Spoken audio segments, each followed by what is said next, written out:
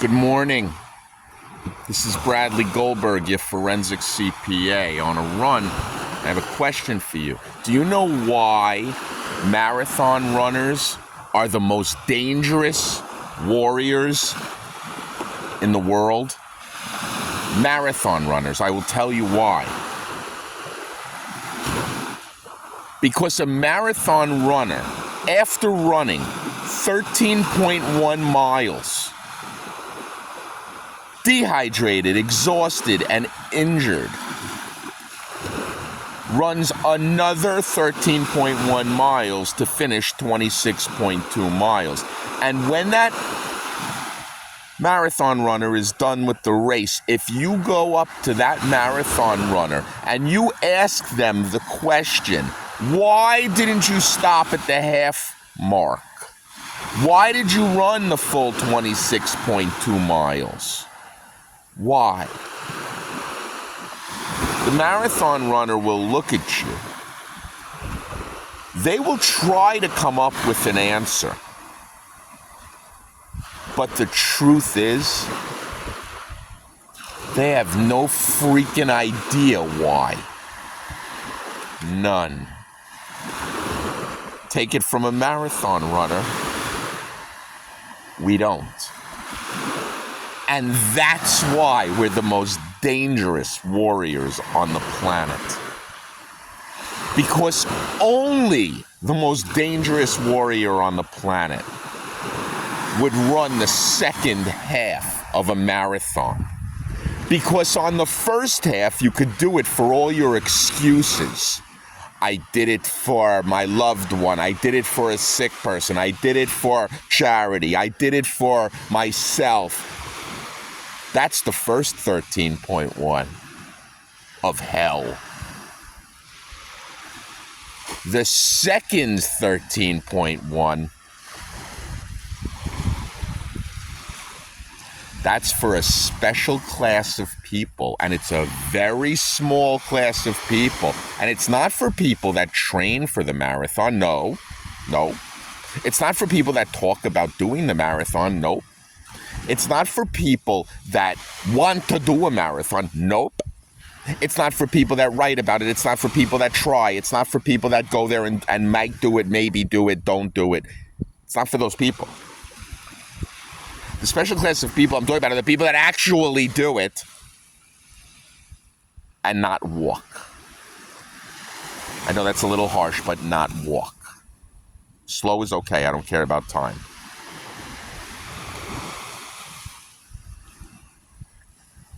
Those are the people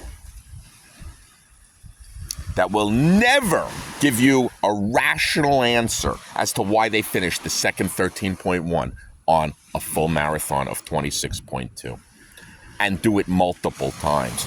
You want the real guys? The guys that do it more than once, like me. Anyone that does it more than once, those are the guys that will never have an answer as to why they do it. It's true. If you ask someone after they run a marathon, will they do it ever again? They will tell you no. I will never run another marathon. That was the worst experience of my life. That's what they will tell you. And then within 2 days, they'll sign up for another one if they are a true warrior.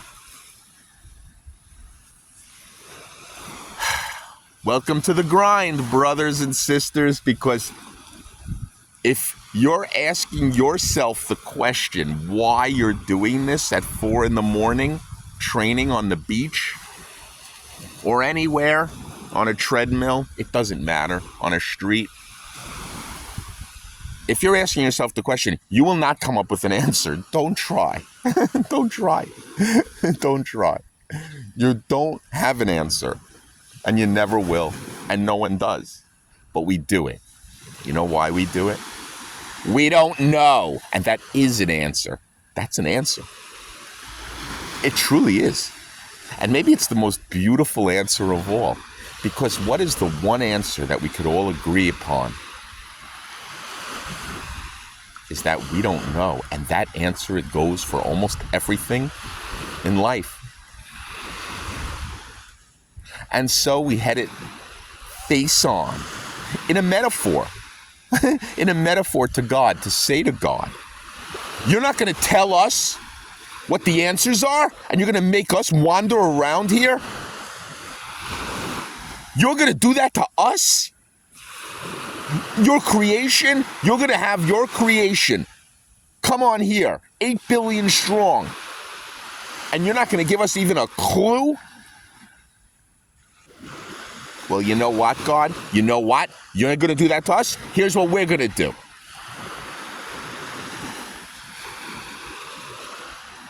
I'm going to spit it right back in his face, and I'm going to run another marathon and go through hell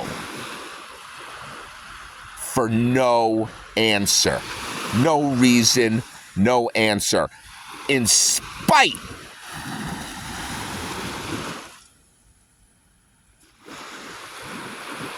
how dare you not give us a clue as to what's going on? Why we're here? Even a subtle answer would be fine, but to give us nothing,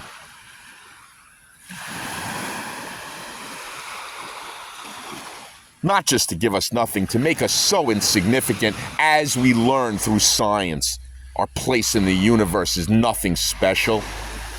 Why did they want to string up Galileo and all of them? Because they were telling the world that we're not special, that Earth is not in any special place. That, for that matter, the universe doesn't care if we exist or not.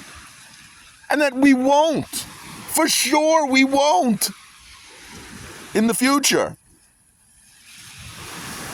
That the more we learn about science, the more we learn we're just a glitch in some program. How dare you do this to us? And we should have faith? That is our solace? Faith?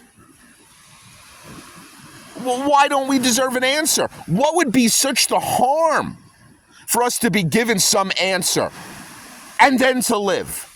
That we should live in some peaceful way, to have an answer to live with, to hold hands with? That we should have to fight over what the real belief is amongst nonsense religions? What, the winner is the one with the oldest? Stop! What if AI finds a new one? What if AI finds a better one of faith?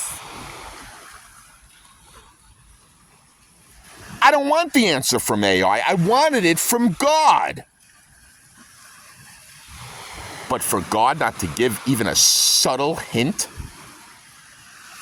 And I'm not talking about some gematria mathematical coincidence. Of course there are those. There has to be. How many numbers 4 did you see today? Numbers 9. How many of the number 3,200 did you not see today? You see, it doesn't work. It doesn't work. I'm sorry to tell you. Gematria, numerology, astrology. There are these subtle answers that you delusionally think there are, and it's nice. It's a nice crutch. Really is. But you know what? When you run in the second half of the marathon,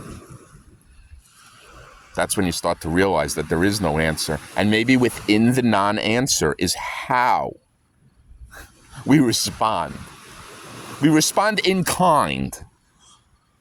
That's the barter system. You're going to not give us an answer. I respond in kind with no answer too. How about that? How about that? How about I respond with no answer as well? Back to you, God.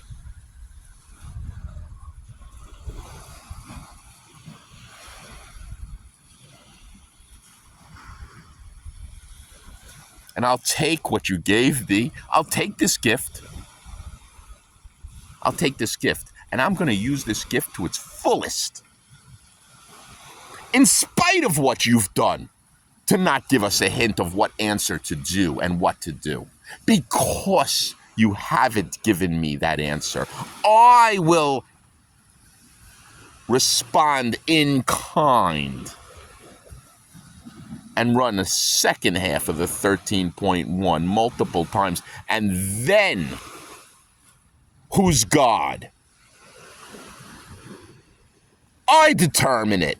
I determine when I'm going to run it. And I'm going to determine it with no reason.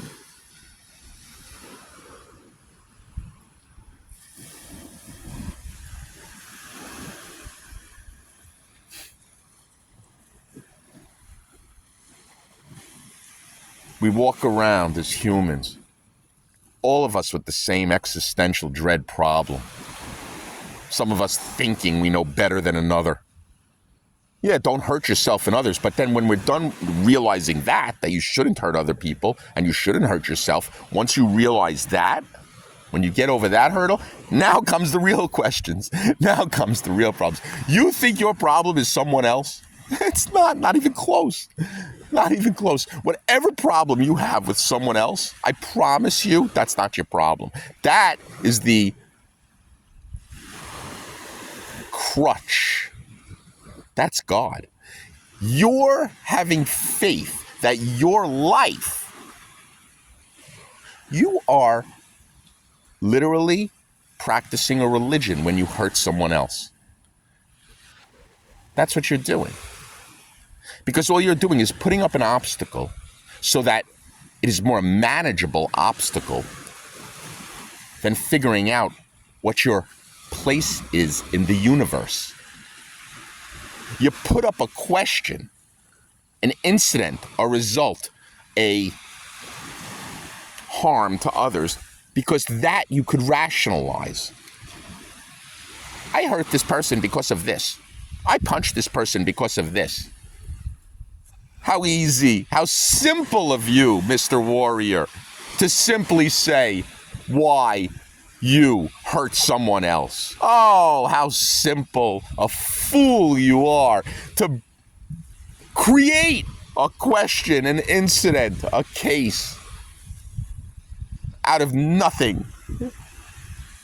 To think you're God for hurting someone else, and that is going to be your question and answer? You haven't even stepped in the stadium yet. You are in no Roman Colosseum for hurting someone else. No. You're praying to a false god, is what you're really doing.